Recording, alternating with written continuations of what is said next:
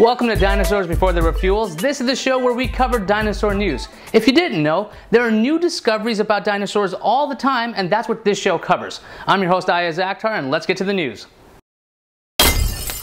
For some reason, a bunch of Centrosauruses were very unlucky in Alberta, Canada. Thousands of Centrosaurus bones were found there in what's being called the largest dinosaur graveyard ever found.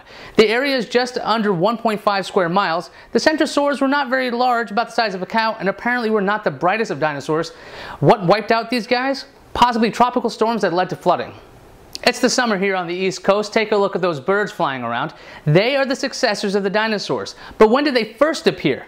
Originally, modern birds were thought to first appear after the asteroid that killed the dinosaurs hit. New research is placing the debut of modern birds before the impact. What's the difference between modern birds and flying dinosaurs?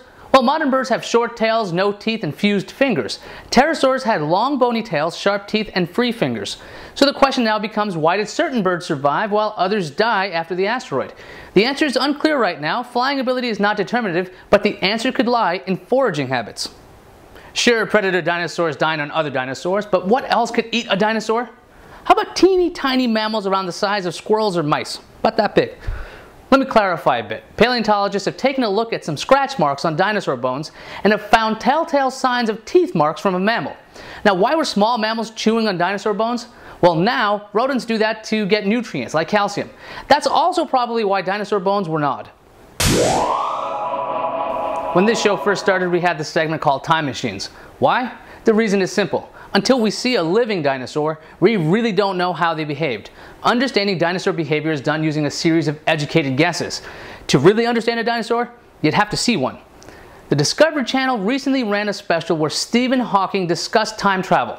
He believes that time travel into the past cannot exist, but time travel to the future could exist, although it would require quite a breakthrough. So what am I getting at? If time travel is possible, maybe we could go into the future one day to a time where people have figured out a way to re-engineer dinosaurs, and then we could see how they behaved.